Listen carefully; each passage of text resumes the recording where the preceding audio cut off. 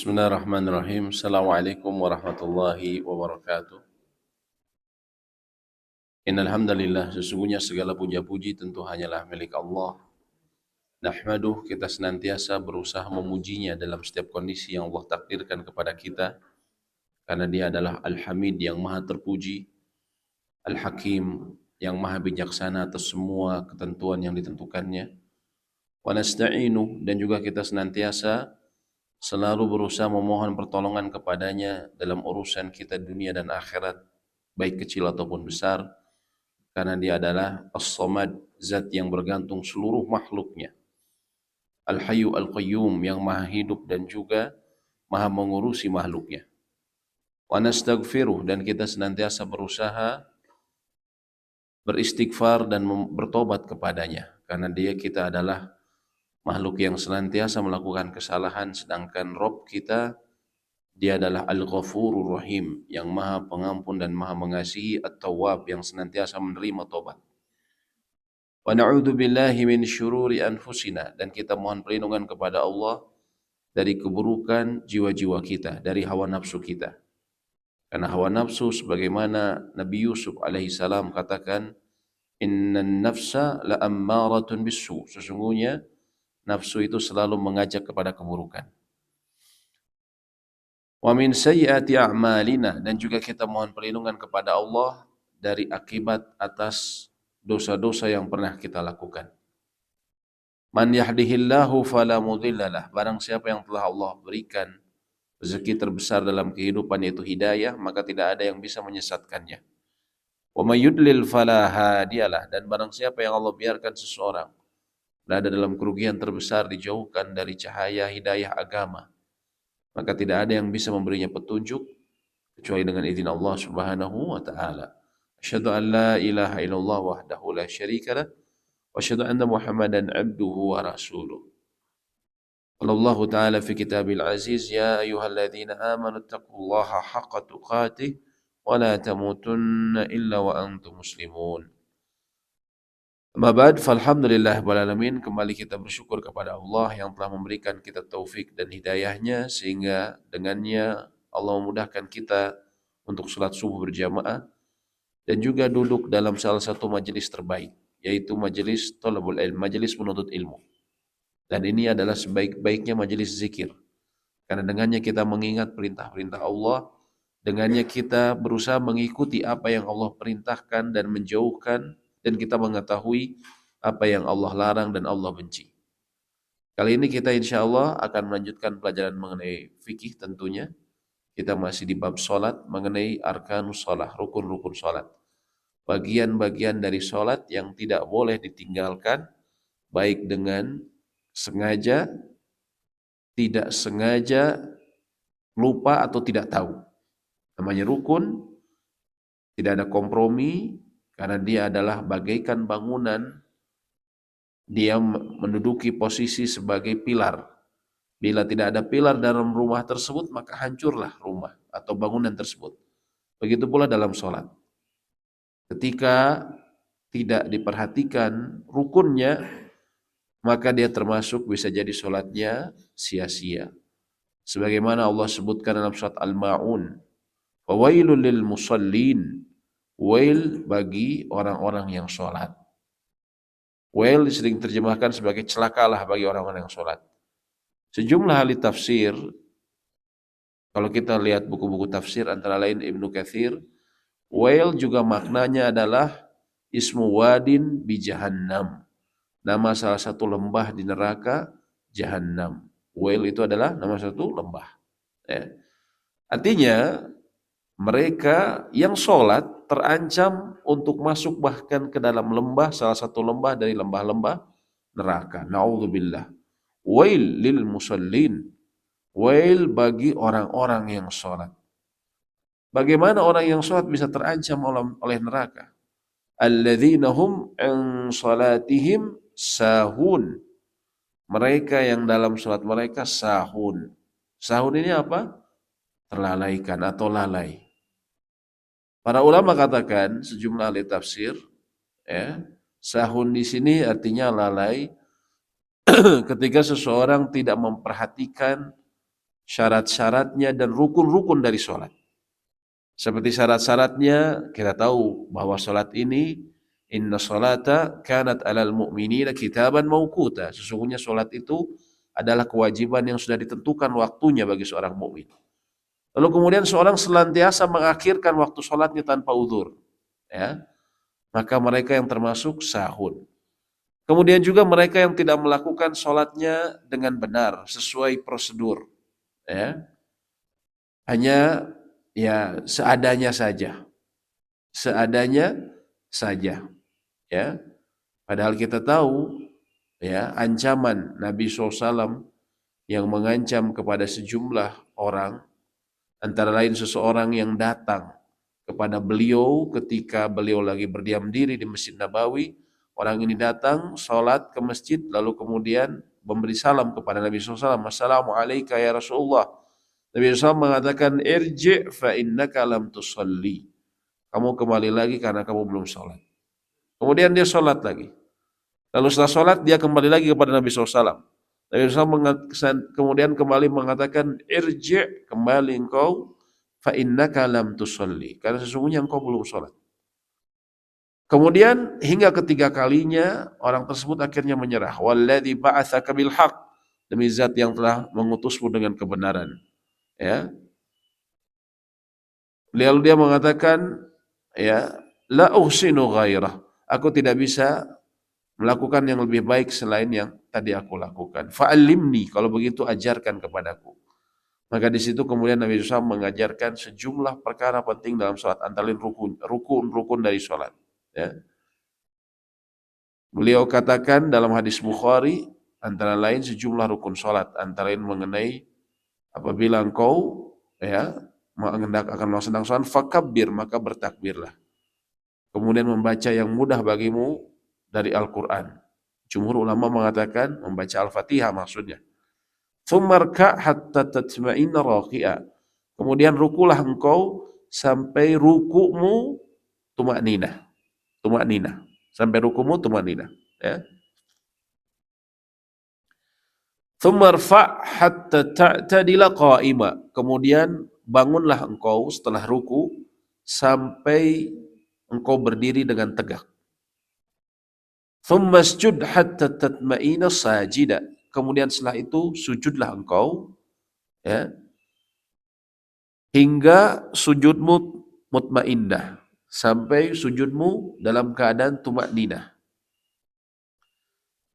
Kemudian thumma jlis hatta tatma'inna ya jalisan. Kemudian duduklah engkau sampai kemudian engkau tumakninah dalam dudukmu.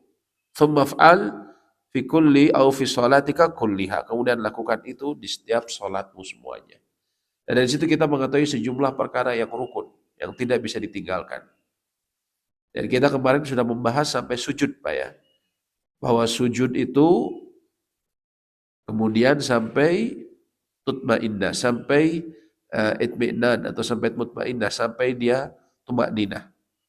Yang disebut tumakninah menurut jumhur ulama adalah engkau berdiam diri di gerakan tersebut dengan durasi waktu engkau membaca zikir terpendek dalam rukun tersebut. Misalnya dalam ruku, zikir terpendeknya apa Pak? Subhana Rabbiyal Azim. Jadi kita berdiam diri dalam keadaan ruku dengan durasi waktu sepanjang orang membaca zikir tersebut. Tapi full, bukan dalam keadaan bergerak. Begitu pula ketika sujud. Yang batasan tumakninah adalah ketika seseorang dia berdiam diri dalam keadaan sujud yang sempurna, ya, dalam keadaan dengan durasi waktu sepanjang seseorang membaca zikir terpendek Subhana Rabbiyal A'la. Ya. Begitu pula duduk di antara dua sujud. Seseorang harus duduk di antara dua sujud dengan tumakninah. Tumakninah di sini ketika dia membaca Subhana Rabbik firli itu zikir terpendek.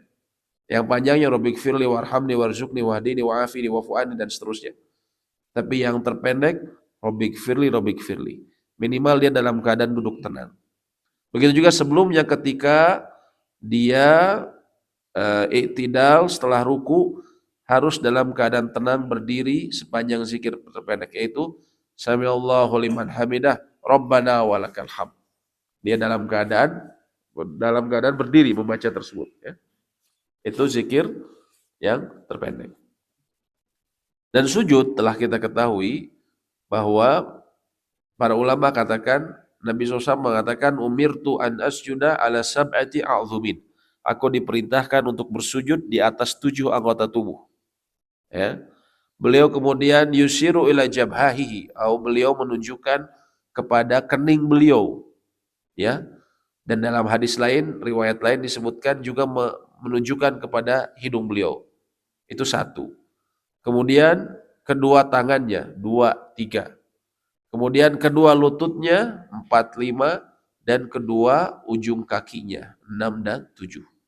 Itu yang disebut 7 anggota tubuh yang harus menempel pada tanah dalam satu waktu. Ya. Kita telah contohkan kalau misalnya kita menggaruk kaki kita lalu kita tidak menempelkan lagi, maka itu kemudian bisa menyebabkan tidak dianggap kita menempel di 7 anggota tubuh. Ya. Saya review lagi yang sebelumnya.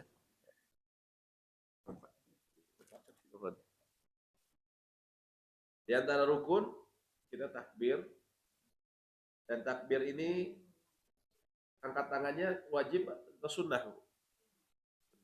Yang rukunnya apa? Ucapannya, dan ucapan itu minimal terucap, terdengar oleh telinga kita sendiri, atau minimal menggerakkan bibir. Jadi nggak bisa orang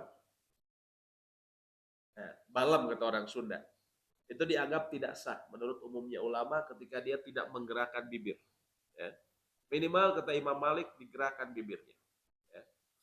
Adapun gerakan tangan, ya walaupun orang ya sunahnya terkadang Nabi SAW sejajar dengan dada atau sejajar dengan bahu beliau, terkadang sejajar dengan telinga, sejajar dengan telinga.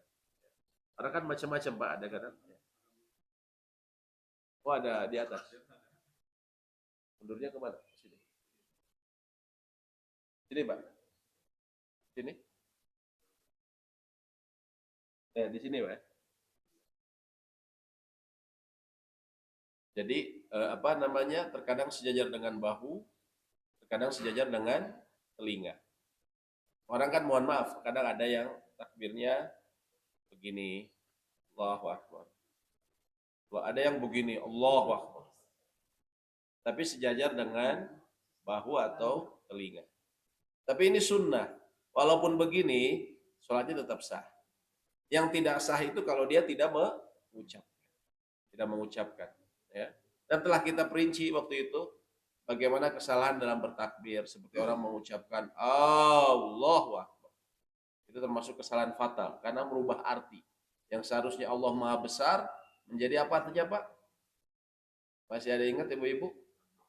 Apakah Allah Maha Besar? Jadi meragukan ketika kita memanjangkan hamzah. Ketika kita bilang Allah, itu justru jadi meragukan. Jadi harus tepat bacanya. Allahu Akbar. Allahu Akbar. Dan tidak boleh diputus. Allah Akbar. Allah Akbar. Nah itu nggak boleh. Kata para ulama. Kecuali ada uzur. Karena batuk misalnya. Atau kehabisan nafas, maka tidak mengapa. Ya. Kemudian rukun berikutnya adalah berdiri. Ya, kalau menghadap kiblat, sebagian ulama menganggapnya itu bagian dari syarat. Tapi ya sama saja. Kenapa? Intinya, pokoknya kita ketika sholat, dalam sholat fardu khususnya, sebisa mungkin bila kita mampu menghadap kiblat, ya, dan kita dalam keadaan berdiri bila mampu. Kemudian takbir, Allahu Akbar. Lalu kita kata Nabi SAW, Iqra ma tayassara laka minal Qur'an. Bacalah yang mudah bagimu dari Al-Quran. Jumhur ulama mengatakan yang dimaksud oleh perkataan Nabi SAW itu adalah membaca Al-Fatihah. Membaca Al-Fatihah. Khususnya bagi siapa Pak? Ulama sepakat bagi siapa? Mayoritas ulama sepakat bagi siapa? Imam dan makmum. Imam dan munfarid. Orang yang sholat sendirian. Kalau makmum kita sebutkan ada perbedaan pendapat. Ya. Menurut Imam Syafi'i, makmum tetap harus membaca. Tapi selain dari mazhab Imam Syafi'i, bacaan imam dianggap sudah mencukupi bacaan makmum. Ya, sempat kita bahas waktu itu. Ya. Tapi menurut jumhur, yang ruku, yang wajib, yang tidak bisa ditawar itu bagi imam dan munfarid, orang yang sholat sendiri. Kalau orang sholat sendiri harus baca Al-Fatihah. Kecuali dia apa? Dia belum bisa Al-Fatihah. Contoh, ya bisa saja. Apa contohnya? Mu'alaf, Pak. Kalau mu'alaf gimana? Kita suruh apa, Bu? Suruh baca apa? Ya, ya, kita suruh kalau dia bisa baca sejumlah ayat selain Al-Fatihah, kira-kira 7 ayat, maka dia suruh baca. Terus sempat viral ada anak kecil yang dia karena tetangganya muslim, dia hafal ayat-ayat Qul Falak Anas, dia hafal. Padahal dia Nasrani, ya. Nah, kalau dia masuk Islam, dia belum baca Al-Fatihah, belum hafal, dia boleh baca Qul Falak Anas. Kalau dia tidak bisa, dia membaca apa? Kalimat thayyibah. Subhanallah walhamdulillah wala ilaha illallah. Kalau dia belum bisa Al-Fatihah, baru masuk Islam misalnya. Kalau tidak bisa lagi, kata para ulama, tapi itu mudah ya, kalimat thayyibah itu mudah. Tapi kalau tidak bisa lagi, maka dia berdiam diri sepanjang seseorang membaca Al-Fatihah. Nah, itu yang disebutkan para ahli ilmu. Tingkatannya ya. Kemudian, amin. Amin ini mengucapkan amin ini rukun atau sunnah, Pak? Wajib atau sunnah hukumnya. Jadi kalau kita lupa, tetap sah sholat kita. Kemudian membaca ayat setelah Al-Quran, Al-Fatihah setelah Al-Fatihah, sunnah. Ya. Cuman tadi yang mungkin saya kasih peringatan lagi, membaca Al-Fatihah juga tidak boleh balem. Tidak boleh diem, tidak boleh mingkem. Harus digerahkan. Harus digerahkan. Ya. Jadi namanya sir, para ulama mendefinisikan yang disebut jahar sama sir. Kata Imam Nawawi, jahar itu kalau kita baca minimal terdengar oleh orang di sebelah kita. Ini jahar. Kalau sir itu minimal kalau sir itu dia terdengar oleh telinganya sendiri. Ya. Atau kata Imam Malik minimal menggerakkan bibirnya. Dan Nabi SAW itu kalau sholat duhur, asar, beliau diketahui beliau memang membaca ayat antara lain dari pergerakan janggutnya. Jadi beliau kalau sholat zuhur, asar walaupun sir, tapi terlihat beliau membaca dari pergerakan janggutnya. Janggutnya bergerak. Gitu kan? Nah, artinya ketika kita sholat sir, itu bukan dalam hati. Itu penerjemahan yang salah. Terjemahan salah dan fatal. Suka diterjemahkan sir itu dalam hati, bukan. Sir itu adalah lirih. Ya, lirih terdengar oleh telinga sendiri atau minimal digerakkan. Jadi ketika sholat sir kita baca. Jangan diem tapi baca. Mungkin ada suara-suara kedengar dikit sama sebelah kita, nggak apa-apa. Jangan terlalu banyak sehingga mengganggu ya. Tapi yang penting terdengar oleh telinga kita atau bibir kita bergerak. Kemudian rukun berikutnya tadi kita sebutkan ruku. Dan telah kita sebutkan ruku ini kalau orang tidak punya masalah punggung berusaha meluruskan rukunya. Kemudian disunahkan melebarkan jari jemarinya. Sunahkan melebarkan. Di sini masih kelihatan, Pak? Masih ya? Lebarkan jari jemarinya. Dan kepala, kalau saat kita sholat, kita disunahkan melihat ke tempat sujud. Tapi ketika ruku, ya, kita tidak melihat ke tempat sujud, tapi kita lurus ke tempat sesuai alamiah kepala kita. Jadi bukan begini. Orang banyak seperti ini, Pak ya. Bukan seperti itu. Kata Aisyah radhiyallahu taala anha, Nabi SAW ketika beliau ruku, beliau tidak mendongakkan dan tidak melipat lehernya. Jadi lurus. Jadi beliau tidak mendongakkan, tidak juga melipat. Jadi beliau biasa seperti ini. Beliau seperti ini. Dan berusaha meluruskan. Ya, ini termasuk ancamannya keras kalau orang dia tidak meluruskan. Kalau dia mampu, Pak ya. Beda sama orang masalah punggung. Kalau dia mampu untuk meluruskan, lalu dia tidak meluruskan. Terutama biasanya karena cepat, buru-buru ya. Allahu Akbar. Sami Allahu liman hamidah. Kata para sahabat apa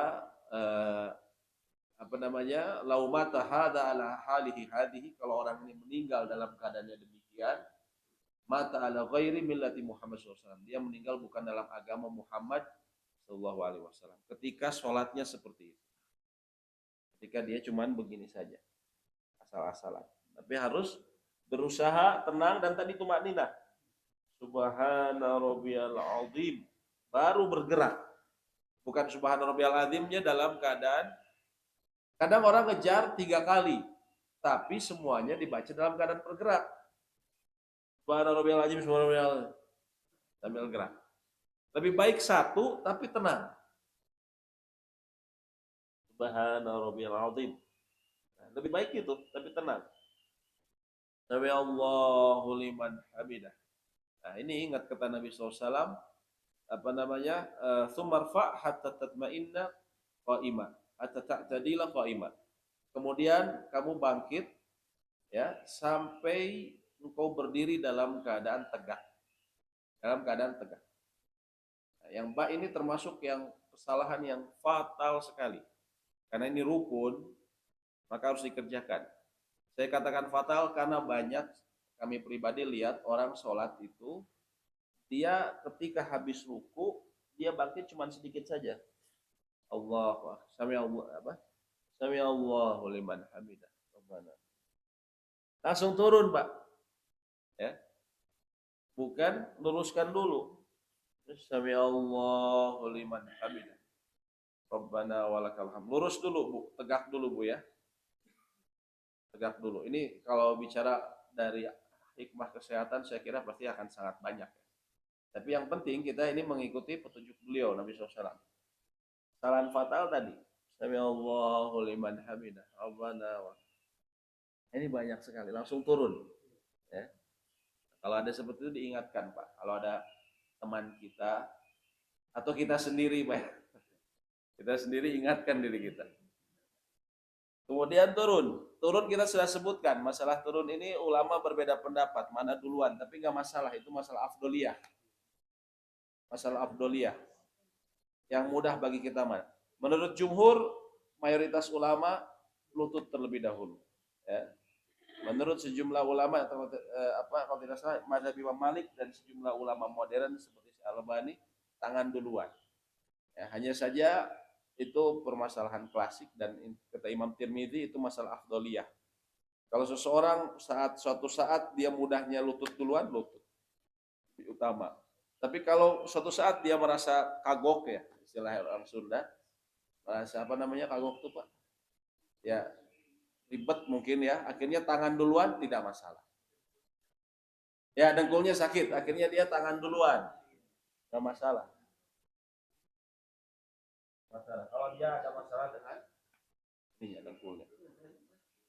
Kemudian sujud ini adalah kita ketahui sujud juga dia adalah rukun, maka harus berusaha sempurna. Kemudian yang berikutnya adalah duduk di antara dua sujud. Duduk di antara dua sujud ini apa namanya sesuatu yang rukun.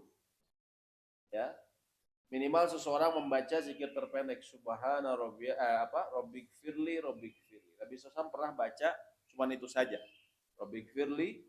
Kalau kita buru-buru kita bisa rabbik firli, tapi dalam keadaan tenang. Nah ini yang kami peringatkan juga, banyak orang duduk di antara dua sujud itu tanggung Pak. Allah.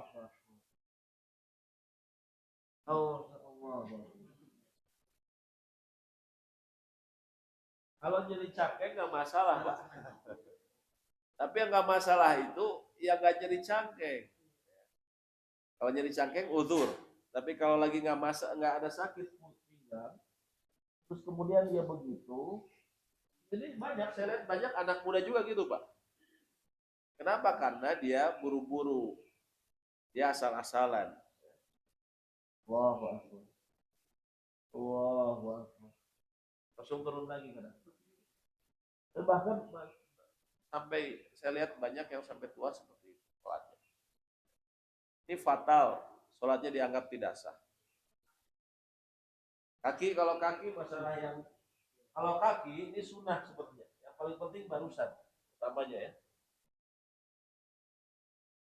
Yang penting kita duduknya. Adapun posisi kaki, kalau selain sujud terakhir dalam mazhab Imam Syafi'i dan Imam Ahmad bin Hambal, maka disunahkan iftirosh. Iftirosh itu dengan mengangkat kaki sebelah kanan seperti ini, kemudian melipatnya. Ya, adapun kaki kiri dilipat seperti demikian. Ini duduk iftirosh. Kalau tidak mampu ya tidak masalah. Misalnya ininya sakit, maka ya dia begini kan tidak masalah. Campuran. Tapi teman saya Pak, ada yang dia terapi ya. Yang bilang duduk ini tuh manfaatnya luar biasa. Teman saya ada terapis ya, terapis. Dia bilang duduk iftirosh itu luar biasa manfaatnya. Sampai dia membahas mengenai mengurangi kadar kolesterol, saya tidak tahu persis, cuman dia bilang ini bagus, manfaatnya bagus sekali. Ketika dilipat seperti ini itu ada syarat tertentu yang sangat bermanfaat, kata dia, terbentuk menjadi tubuh kita lebih baik. Tapi kalau memang tidak mampu tidak masalah, seseorang sakit, tapi kalau tidak sakit dia berusaha untuk duduk. Duduk ini sebenarnya hukumnya sunnah, yang penting kita duduknya. Nah, dalam duduk ini ada yang makruh, yaitu apa? Duduk ik'a dalam keadaan seperti ini. Ya, seperti itu termasuk. Nah, bagaimana kalau begini? Kalau ada masalah dengan kakinya begini nggak apa-apa, tapi jangan, kalau tidak ada masalah jangan dibiasakan. Yang paling umum banyak seperti ini, Pak. Tapi kalau nggak ada masalah duduknya iftirosh seperti ini. Ya, dan dia tegak. Dia tegak di sini membaca subhana minimal zikir terpendek Robik Firli dalam keadaan seperti ini. Bukan, sekali lagi kami ingatkan, bukan Allahu Akbar Robik Firli dalam keadaan bergerak, enggak, tapi dalam keadaan duduk. Dan sebenarnya sholat itu bisa sebentar, Pak, kalau kita buru-buru dibanding dibanding kita ngejar gerakan kita cepat dan resiko tidak tidak sholat kita tidak sah, lebih baik kita kerjakan batas minimal dari rukun-rukunnya. Itu pun sholatnya akan singkat, tapi kita insya Allah sudah memenuhi standar minimal dibanding kita buru-buru ya, tapi nggak tahu standar minimal. Setelah itu kemudian kembali kita sujud lagi. Adapun yang berikutnya kami telah sebutkan ya, ketika misalnya di rakaat pertama mau kedua, posisi kaki kami telah sebutkan ya. Di sini ulama berbeda pandangan. Berbeda pandangan karena memang Nabi SAW tidak menyebutkan secara khusus ya. Para ulama berselisih berdasarkan hadis-hadis yang ada. Nabi SAW memerintahkan ketika sujud melebarkan pahanya, tapi tidak menyebutkan masalah ujungnya. Sehingga di situ ulama berbeda pendapat. Sebagian ada yang menganggap, seperti contohnya Imam Syafi'i, kalau pahanya lebar berarti ujungnya juga lebar. Sebagian menganggap bahwa rapat. Kenapa? Karena ada satu hadis Aisyah radhiyallahu taala ketika beliau sholat malam, beliau memegang kedua kaki Nabi SAW dengan satu tangannya. Sehingga kemungkinan kalau dua kaki dipegang sama satu tangan, berarti kaki tersebut. Tapi itu kan bukan semuanya, bukan perkataan dari sesama langsung, hanya persepsi. Bisa jadi rapat, gitu kan? Kemungkinan rapat. Jadi dalam hal ini terdapat kelemahan. Walaupun sebagian muhakkik, sebagian peneliti sekarang banyak menguatkan dirapatkan, tapi itu bukan sesuatu yang mutlak. Ya, dengan pendapat yang diakui. Karena semuanya persepsi dari sejumlah hadis. Setelah itu tadi, ketika akan ke rakaat kedua, nah, menurut mayoritas ulama, bila tidak ada udzur, maka dia disunahkan langsung naik. Duduk menurut Imam Syafi'i disunahkan duduk dulu. Jilsah istirahat.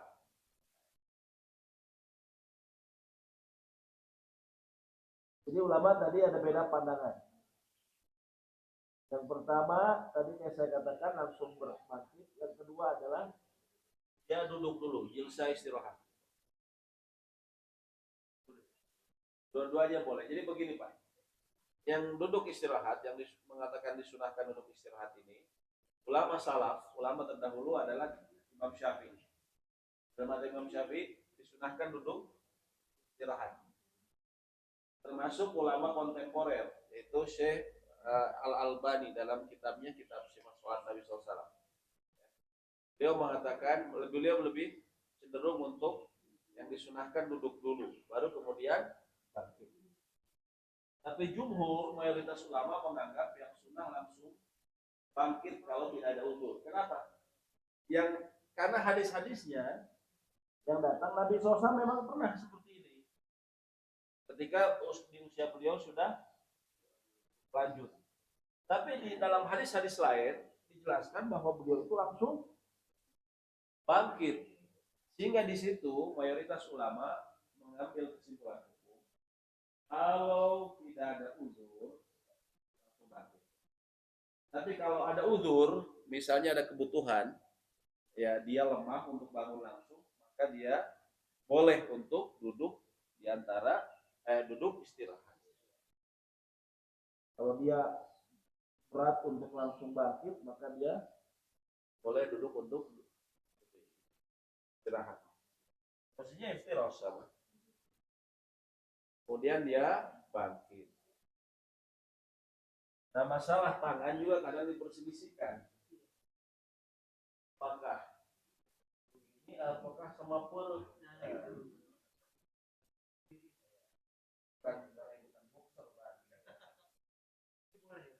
Nah, di sini ulama beda pandangan. Seperti begini Pak, jadi bahasa ulama itu kadang melihat dari hadis, kadang dari bahasa. Di hadisnya pernah ada menyebutkan Nabi SAW itu bangun, bangkit seperti orang melakukan takjil. Takjil itu apa? Takjil itu istilah bahasa Arab ketika seseorang mengolah roti. Nah, di situ beda. Kayak ulama belakangan si Al-Albani mengatakan takjil itu begini mengolah roti. Sedangkan ulama terdahulu menganggap mengolah roti kan begini, Pak. Kita Imam Nawawi yang tepat begini. Kan begini. Jadi kalau dari pengertian ulama-ulama terdahulu, yang namanya takjil itu begini, bukan begini. Sehingga mereka menganggap yang tepat adalah kalau bangkit. Nah, tapi itu semua tentunya masih dalam ranah perbedaan pendapat. Mereka yang ingin memilih begini, tapi kalau lihat referensi ulama-ulama salaf, ulama-ulama terdahulu, mereka begini kalau bangkit.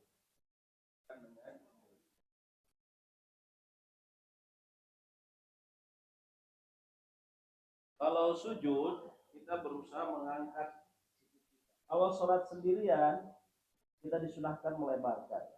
Tapi kalau dalam sholat berjamaah kita sesuaikan, namun tetap kita mengangkat, bukan begini. Kalau begini hukumnya sah, cuma makruh. Karena dianggap tasyabbuh, mengikuti kebiasaan binatang. Ini kan begini, menghamparkan.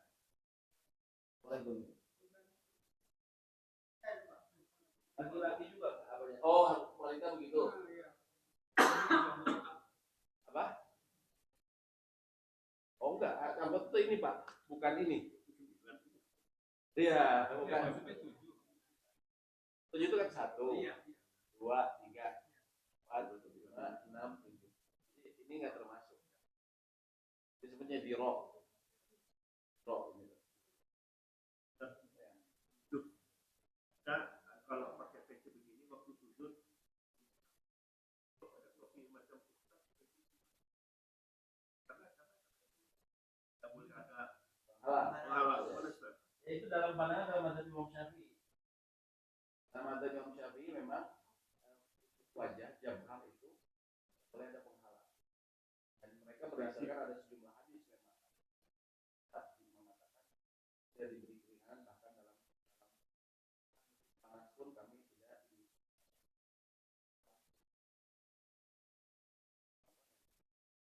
Itu memang dalam mazhab Imam Syafi'i. Tapi dalam pandangan ulama-ulama lain, mazhab lain, akan tadi yang disuruh pada tujuan tertentu. Sedangkan yang lain juga terhalang. Contohnya apa? Untuk kita terhalang. Kalau kita pakai kos kaki terhalang. Kalau kita pakai sepatu kan boleh. Kan terhalang. Ya. Apa? Ini jangan dibersihin, Pak. Kalau dibersihin dipukulin. Ya, intinya dalam itu yang mengatakan ada mazhab itu yang populer dari mazhab Imam Syafi'i dan sejumlah ulama dari mazhab lain. Itu ada khilaf, ada perbedaan pandangan ulama. Ini apa wajar ya?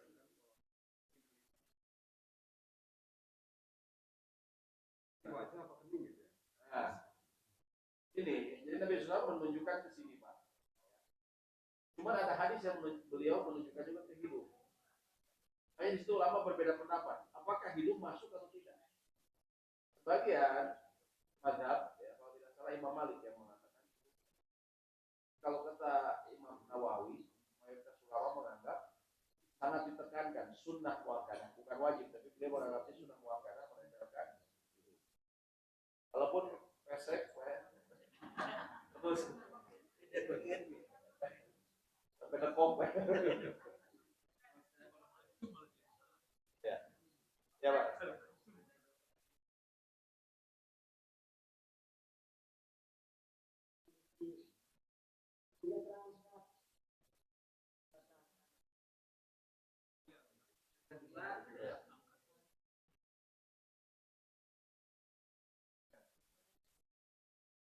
Itu yang barusan kita bahas ya. Tadi ada berapa, Pak? 7 ya, tempel. Bagaimana kalau orang ketika sujud langsung begini? Berarti berapa, Pak? Itu tapi saya pernah lihat, Pak, ada yang gitu, Pak. Yang paling sering dan saya kira bapak-bapak ibu dan bapak-bapak dan ibu suka lakukan adalah Begini. Nah, indah gitu ya. Nah, yang paling sering kan gitu. Ini berapa, Pak? 7 atau berapa? Nah. Kalau Pak yang Bapak katakan tadi, boleh tapi jangan terus-menerus. Misalnya ketika turun, Bapak mungkin kagok, bisa Bapak ngangkat. Tapi harus kemudian langsung tempelkan. Seperti ngegaruk tadi. Ngegaruk boleh, tapi harus ada waktu dia menempelkan. 7 anggota kaki, 7 anggota tubuh, termasuk 2. seperti itu, Pak. Jadi harus ada waktu dia menempelkan. Yang berikutnya, mengenai tadi, Apakah rapat gini, Pak ya? Atau lebar? Itu nggak masalah. itu perbedaan pendapat ulama. Sebagian mengatakan rapat, sebagian lebar. Kalau saya memang cenderung rapat, tapi tidak masalah dilebarkan juga. Ya, silakan tadi Ibu. Kita kalau kita waktu imam baca Al-Fatihah, ya tapi setelah imam baca Al-Fatihah kita baca Al-Fatihah karena kan itu waktu sujud berdiri langsung saya tidak mengikuti ya duduk dulu baru berdiri. Kita tidak memakai maka kita langsung berdiri. Ya. Ini ada dua di satu sisi kita ikut. Tapi ini karena membaca Al-Fatihah, kita ikut berdiri. Tapi ini gitu. Sehingga ya masuk mana sih? Ya. Gimana itu sekarang? Campur sama Ya. sari. Sebenarnya begini, Pak. Artinya mengikuti mazhab itu jelas boleh. Tapi bukan mutlak kita harus persis 100% seperti dalam mazhab tersebut.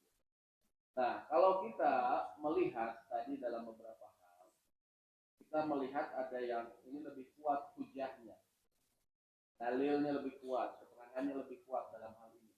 Maka kita boleh mengambil yang lebih kuat. Contohnya begini saja paling mudah.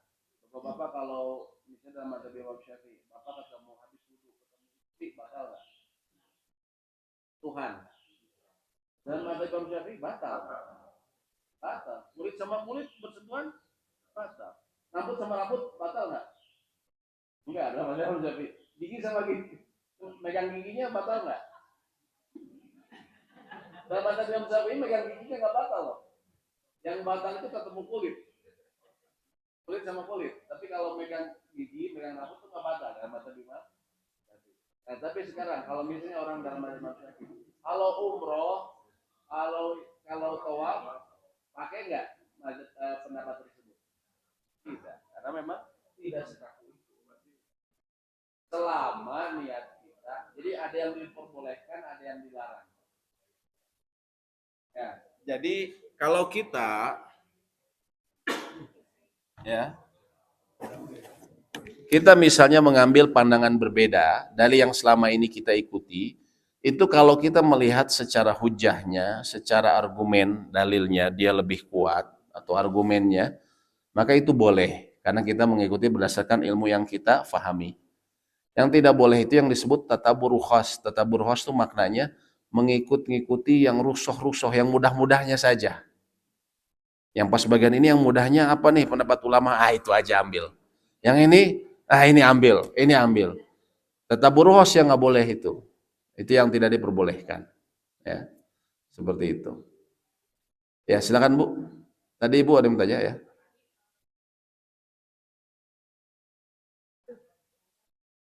Apa Bu? Ya.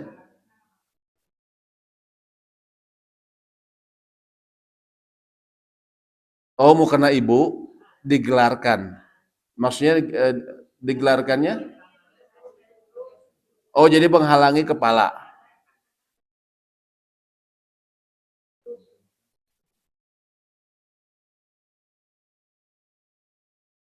Dihamparkan. Mukenanya dihamparkan supaya bersih wajahnya. Apakah boleh atau tidak? Intinya gitu. Ya, di situ kembali ke perbedaan pendapat ulama tadi mengenai apakah boleh ada penghalang seseorang dengan tempat sujudnya. Bagi mereka yang mengatakan tidak, ya berarti bajunya jangan dihamparkan. Tapi bagi mereka ulama yang mengatakan tidak mengapa, maka tidak mengapa. Kalau saya cenderung tidak mengapa, Bu ya. Karena tadi bagian yang lain juga terhalang kita. Lutut kita terhalang, gitu kan? Seperti itu. Tapi memang tidak dipungkiri. Madzhab Imam Syafi'i memang dia jabah itu kena langsung dan memang ada keterangannya. Mereka berdasarkan hadis juga. Ya, seperti itu. Jadi nggak masalah. Kalau saya lebih cenderung mendapat tidak masalah seperti itu. Ya. Allahu alam. Ya. Baik, silakan Ibu ada lagi? Ya, silakan Bu.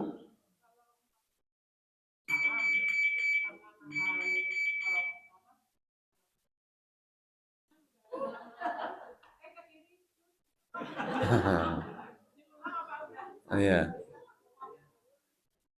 Nggak bisa menahan walaupun 1 detik Bu ya. Itu kan selisihnya paling 1 detik tuh. Nah, iya. Iya, iya, ininya sudah dol ya. Nah, bagaimana demikian? Kalau menurut jumhur sah, menurut mayoritas ulama. Karena menurut mayoritas ulama, jadi begini, dalam salam ini saya sebutkan memang ada 2 pandangan ulama yang populer. Menurut Imam Ahmad harus 2 kali. Imam Ahmad bin Hambal, Assalamualaikum. Walaupun cuma ucapannya Assalamualaikum saja, yang penting 2 kali. Assalamualaikum, Assalamualaikum. Tapi menurut jumhur, mayoritas ulama, selain Imam Ahmad, Imam Malik, Imam Syafi'i mengatakan minimal sekali. Assalamualaikum. Kalau kita buru-buru, Assalamualaikum langsung bangkit, itu boleh. Itu boleh. Itu sah. Misalnya kita buru-buru nih. Bandara atau apa. Dengan kereta.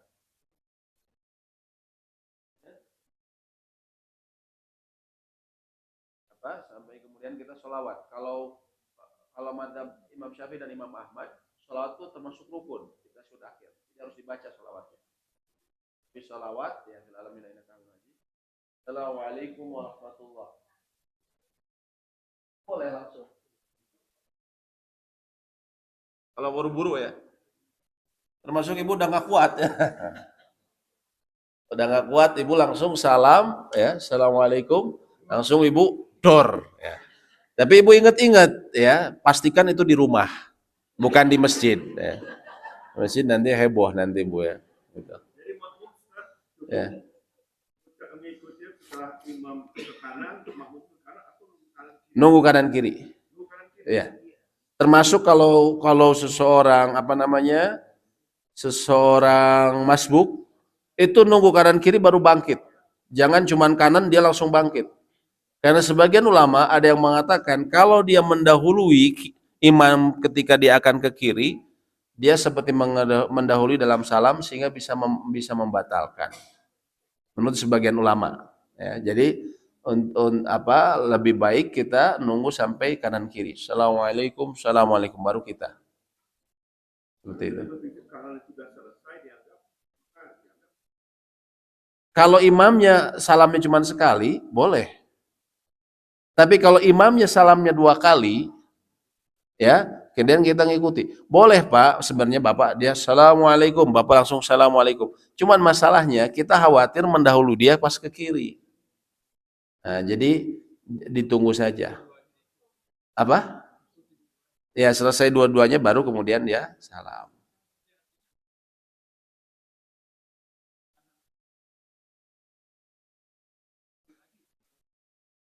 Lebih baik memang selesai dia dulu, selesai kanan kiri. Karena khawatir kalau kita assalamualaikum, ya, kemudian kita mendahului di kirinya.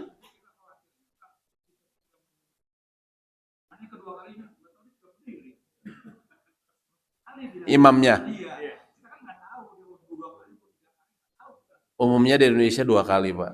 Itu yang pertama. Yang kedua bedanya paling cuma 1,5 detik, Pak. Bedanya nggak akan lama, paling 1,5 detik. Nah. Enggak, lebih baik kita selesai aja. Karena kata Imam Nawawi, sebagian ulama katakan kalau dia mendahului pas pergerakannya, faqad asa'a, dia sungguh telah berbuat buruk. Kata Imam Nawawi, beliau mengutip, itu bisa membatalkan. Nah, kan itu jaraknya nggak lama ya. Kalau memang dia bangkit sekalipun, nggak akan lama Bapak paling menunggu cadarnya, 2 detik saya kira ya. Ini nggak ada bergerak nih ya, langsung kita ini. Jadi lebih baik selesaikan imam baru kita salam. Ya, jaraknya nggak lama ya. Ya. Boleh sekali. Jadi dalam sholat itu ada yang namanya sutroh, ya, sesuatu yang diletakkan di depan imam dan itu sesuatu yang tidak boleh dilewati. Sutroh ini antara seseorang dengan tempat sujudnya, Sutroh. Yang lebih baik memang sutroh itu adalah dulu para sahabat. Kalau sholat berjamaah sutrohnya kalau orang sholat sendiri sutrohnya dia bisa memberi sesuatu yang tinggi, ada tulisannya itu sutrah Pak ya. Kalau dulu para sahabat pakai pelana untuk unta atau pelana kuda disimpan di depan.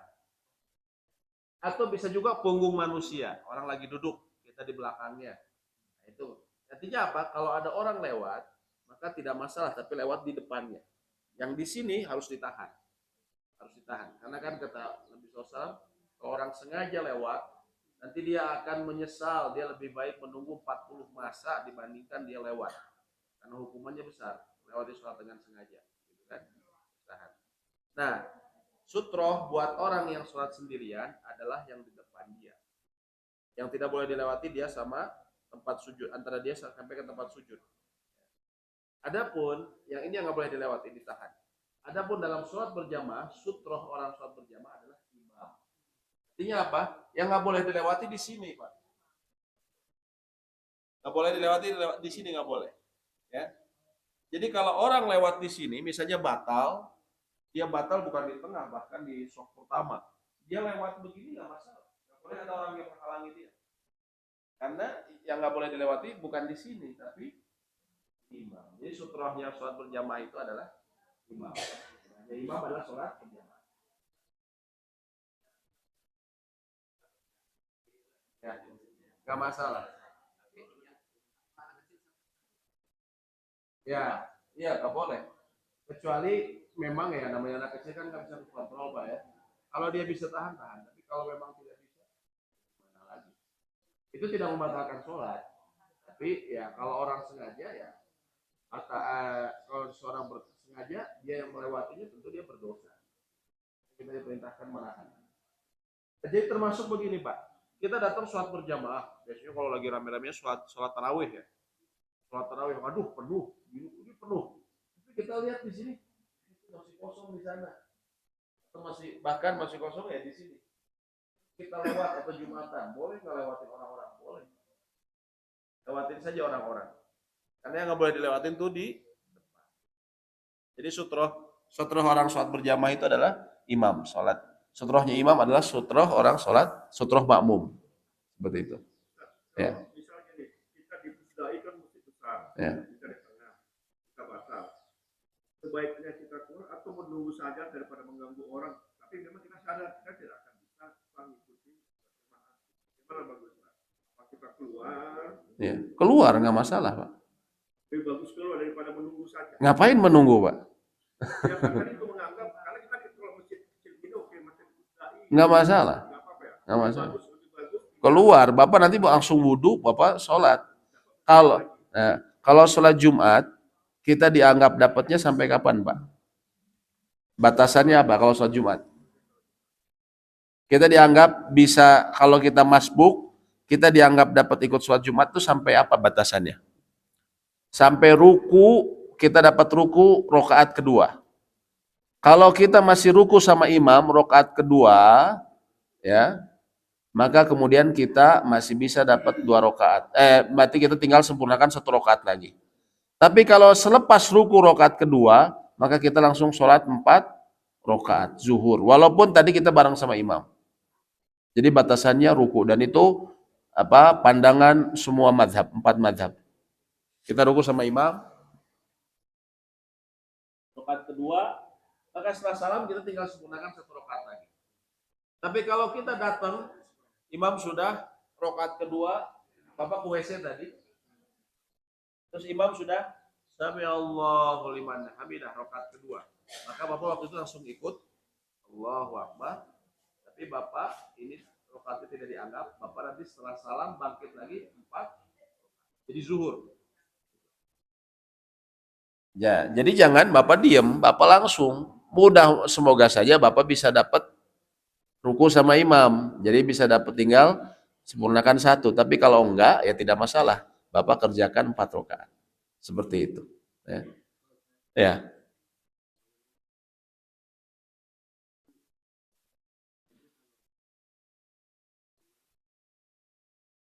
Iya. Ya.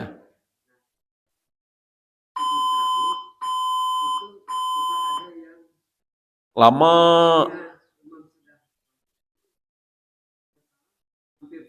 Iya, baru bangkit.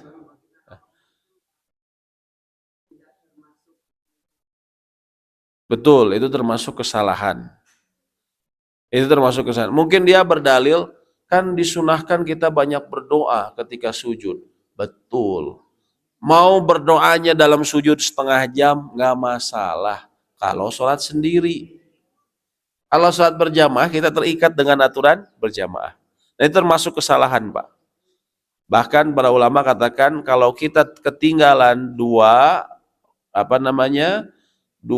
rukun dari imam, maka itu bisa membatalkan sholat kita. Kalau ketinggalan 2 rukun. Nah, itu termasuk kesalahan. Jadi kalau dia sholat sendiri silahkan mau panjang. Jadi kalau dalam sholat berjamaah, imam dan makmum itu terikat dengan aturan sholat berjamaah. Imam, dia pengen doanya lama ketika sujud, silahkan sendiri saja sholatnya. Kalau pas sholat sunat gitu ya. Begitu pula makmum. Ya. Ketika sholat dia udah ikut sama imam, dia harus ngikuti aturan imam. Kayak gitu. Itu termasuk kesalahan, Pak. Itu ya. Baik. Baik, Ibu, ada lagi tanyakan Ibu-ibu sebelum saya tutup. Ya. Baik. Ya, silakan, Pak.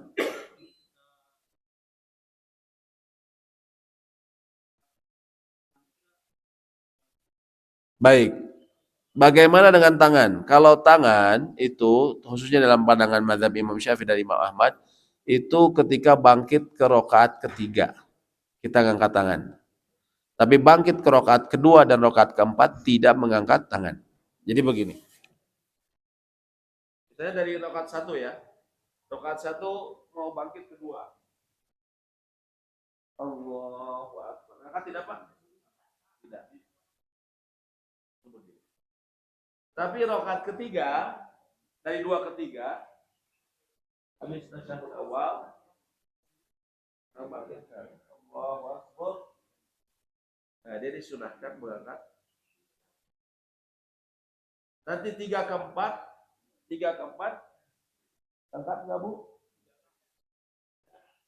Jadi disunahkan di rakaat ketiga. Dua ketiga pak, bukan setiap rakaat.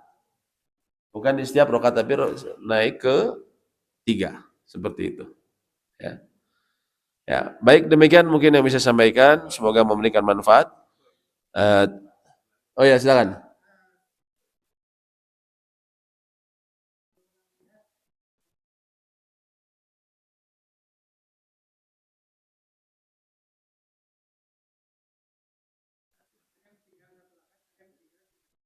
Ya.